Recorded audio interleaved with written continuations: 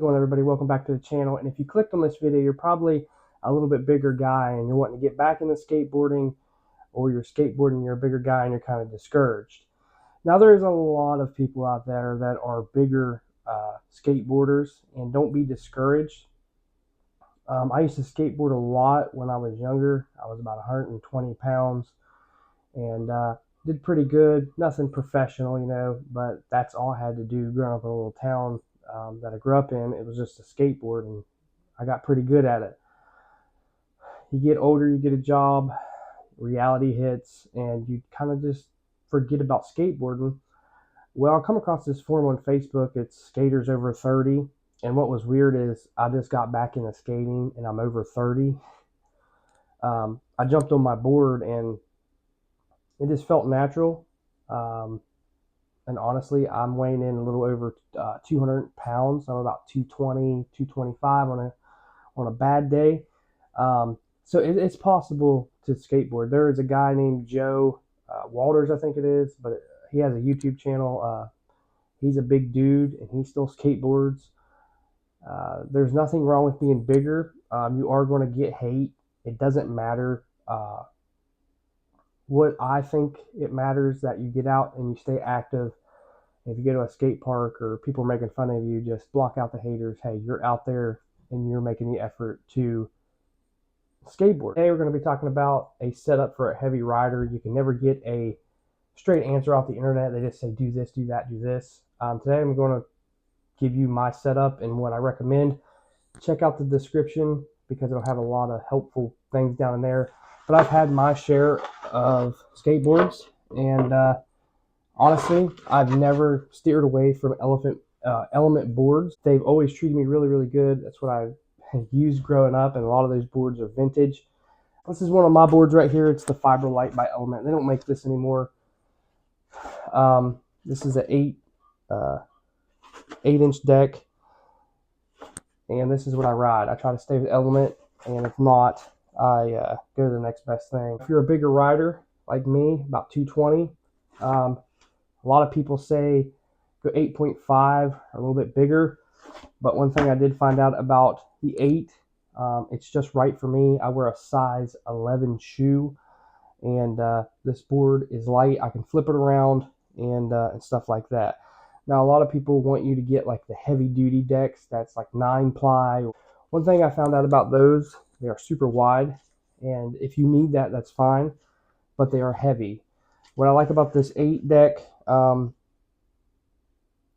it's just wide enough. I can flip it around and it's super light. And like I said, the old Element Fiber Light decks, they always have the pop left in them even when the tail looks like that. This board's taking a beating, and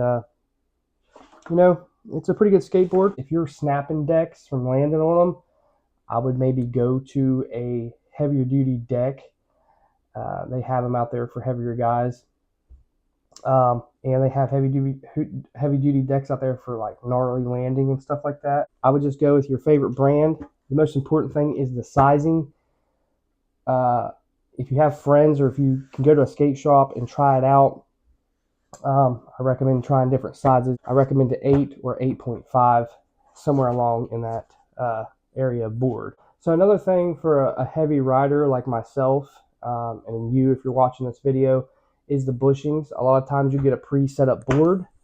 If you just buy the whole thing, and the board's kind of wobbly, and it kind of makes it feel like it's you. You're like, I've been on here, haven't been on here for a while, and I'm kind of rusty, so that's why I'm wobbly. But honestly, a lot of these boards come with bushings that are set up for like a 120 pound, 150 pound rider.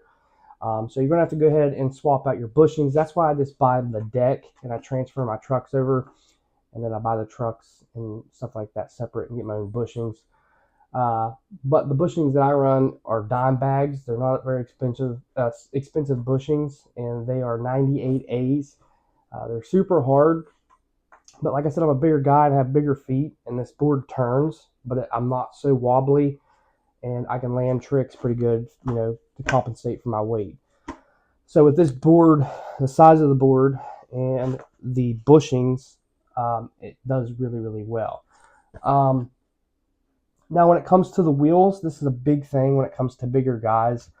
You see all kinds of stuff on the internet, like you need these wheels because you are a bigger dude, this, and this.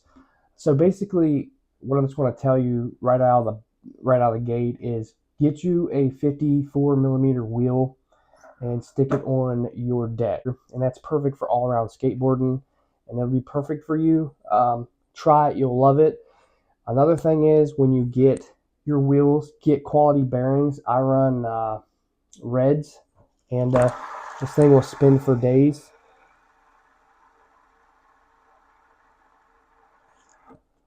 You get the idea. It's a quality bearing. Now when it comes to wheels, just get your favorite brand, your favorite logo, or what looks cool. Just make sure they're 54 millimeter and they are 92A hardness, because you don't want to get softer wheels and harder wheels. I think you can go a step above 92A. It's like 100A or something like that. That's for the pros. Don't recommend it if you haven't been skating very long or you're getting back into skateboarding. Now, when it comes to your trucks, this is where you can't skimp out because it takes a lot of beating. You don't want to cheap out. Like, you can cheap out on your wheels as long as you get the right size and the hardness. The Reds bearings ain't that expensive. A skate deck, you can get a pretty decent deck nowadays for, little money. There's one thing you don't want to cheap out on, and that is your trucks. I've seen people buy cheap trucks. They start olling off stuff and they end up breaking, and it's going to be a bad day. So pick Thunder Truck or Independent. Get a good, well-known, quality-made truck, and you won't have a problem. And it'll last you for a long time, and you can just swap them over onto your new deck when your skateboard gets wore out. When it comes to the grip tape, buy whatever you want. It's just grip tape. Now, another thing that I recommend is shoes. This can change your skateboarding in a way that makes you comfortable. Now, we just talked about the setup, the basic setup for a heavier rider. And once you get better, you can tweak this setup a little bit. But what I recommended here will get you started. As soon as you get a deck, do these things to your skateboard, and then go out and do it. Don't get a deck that's pre-put together from your skate shop. Go out and try to skate because you're going to have a bad time. It's going to be wobbly. It's not going to work right. Because like I said, we're heavier dudes. So do the setup that we talked about, then go out and push around on it. Maybe do a pop shove it or two, kick an ollie up. Whatever your skill level is, if you're getting back into it, just push it around. It'll be a lot more comfortable with this setup. The thing that helps me out a lot is the shoes. Now, there's a lot of shoes out there that you can pick. My recommendation is just getting them and trying them. Don't fall into the thing like my favorite skateboarder wears these shoes and I want to try them because they might not work for you. It's hard to explain because there's a certain shoe that I have to wear that makes me comfortable with flicking the board around and popping it. I don't know how to explain it. Like, I can't wear Vans because I feel like I'm not comfortable, and the way they fit my feet, it just doesn't give me confidence. But I've been wearing the fatter, like 2006 style shoes, like the Pumas, Suede XLs, the World Industry shoes. I know a lot of people narc on those, but that is a budget-friendly shoe that can get you going. And I wear them, and they're pretty good shoe for what they are. They do have some goofy designs on the side. But I used to wear those audio shoes like Bam Margera used to wear. The bad thing is they went out of business. I used to love those shoes because they were fat and it made my feet really comfortable. And it felt like to me, it gave me more control. So if you have a good board set up, make sure you try different shoes and kick around on your board. And if you feel like your shoes are giving you a problem, switch them out because that's what I did. And don't try to be cool. Just do what works for you. And that's the best advice I could give you, setting up your board to be the best it can be for a heavier rider. Go to your local skate shop, tell them what you need. They should be able to hook you up. Like I said, don't get discouraged. I'm over 30 years old. I'm at, like I said, 220 pounds. I'm still kicking a board around. And the best advice I could give to you, if you're just getting back into it, stretch, do yoga or exercise or something, because you're going to be super stiff.